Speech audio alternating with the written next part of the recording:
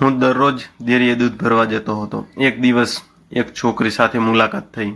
દૂધની ડોલ લેતી વખતે અચાનક આંખોનો ઇશારો અને આ સમય દિલમાં વસી ગયો. ધીમે ધીમે રોજ અમારે આ રીતે મળવાનું થતું રહ્યું. સામાન્ય વાતોથી પરિચિત થઈને અમારી કહાની પ્રેમમાં બદલાઈ ગઈ. ખબર જ ન પડી. અને પછી બંનેએ એક દિવસ એક જગ્યાએ મળવાનું નક્કી કર્યું અને ત્યારબાદ મેં અલગ અલગ જગ્યાએ અલગ અલગ પોઝિશનમાં એ બધું જ કર્યું. મિત્રો, વાર્તા ખૂબ જ રોમેન્ટિક છે. અંત સુધી સાંભળજો, ખૂબ જ મજા આવશે.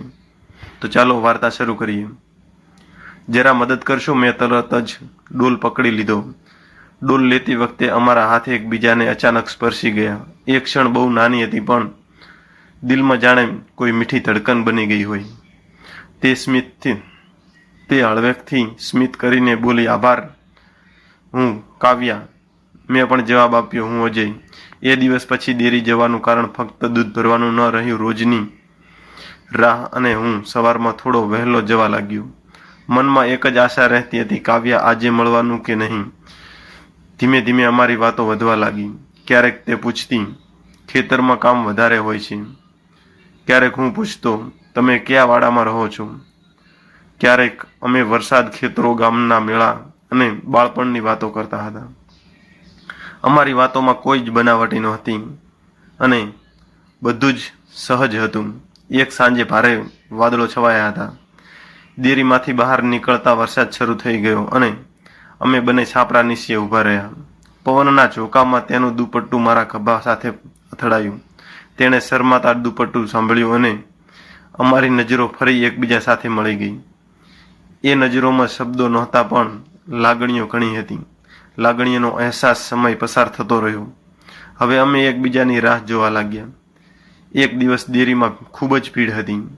હું આગળ વધતો રહ્યો અને ત્યારે કાવ્યાનો પગ સરકી ગયો. મેં તરત જ તેનો હાથ પકડી લીધો અને તે થોડી ક્ષણ માટે મારી નજીક આવી ગઈ. તેના ચહેરા પર શરમ અને વિશ્વાસ બંને દેખાતા હતા.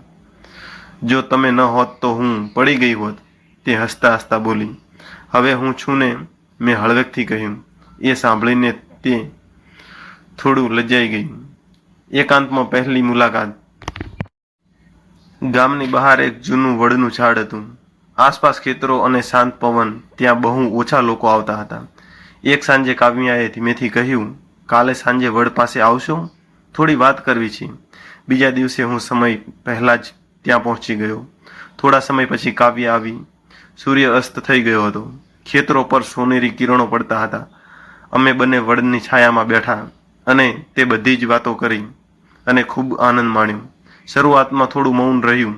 પછી કાવ્યાએ ધીમેથી કહ્યું, અજય, મને તમારી સાથે વાત કરવી ખૂબ જ ગમે છે અને તે બધું જ કરવું ખૂબ જ ગમે છે. તમે મળો ત્યારે દિલ ખુશ થઈ જાય છે. મારું હૃદય જોરથી ધબકવા લાગ્યું અને મેં કહ્યું, કાવ્યા, મને પણ હવે દેરી કરતાં તમારી રાહ જોવી વધારે ગમે છે. તે શરમાતા નીચે જોઈને સ્મિત કરવા લાગી અને હું પણ તેના આ ઈશારાથી સમજી ગયો કે તે હવે શું કહેવા માંગે છે. તે પછી અમારી મુલાકાતો વધવા લાગી અને ખેતરોમાં અને અનેક જગ્યાએ તે બધું જ થવા લાગ્યું. ક્યારેક અમે ખેતરની પાંદરડી પર ચાલતા, ક્યારેક તળાવ પાસે બેસીને સૂર્યાસ્ત જોતા, ક્યારેક ફક્ત મૌન પણ ઘણું કહી દેતા. એક સાંજે પવન ખૂબ મધુર હતો.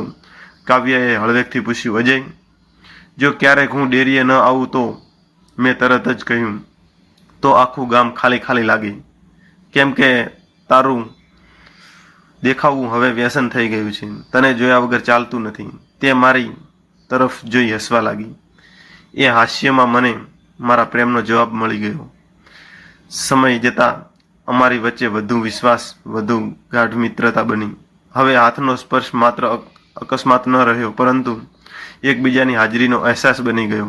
અમે બંનેએ નક્કી કર્યું કે આ સંબંધને હંમેશા માન, વિશ્વાસ અને સાચા પ્રેમથી જાળવી રાખીશું. ડેરીએ શરૂ થયેલી એક સામાન્ય મુલાકાત ધીમે ધીમે અમારા જીવનભરના પ્રેમમાં ફેરવાઈ ગઈ. આજે પણ હું જ્યારે સવારમાં ડેરી તરફ જાઉં છું, ત્યારે મને એ પહેલી મુલાકાત યાદ આવે છે.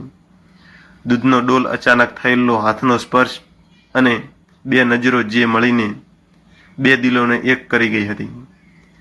ગામની શાંત સવારમાં શરૂ થયેલો આ મારો પ્રેમ આજે પણ અમારા જીવનની સૌથી સુંદર યાદ બની ગઈ છે.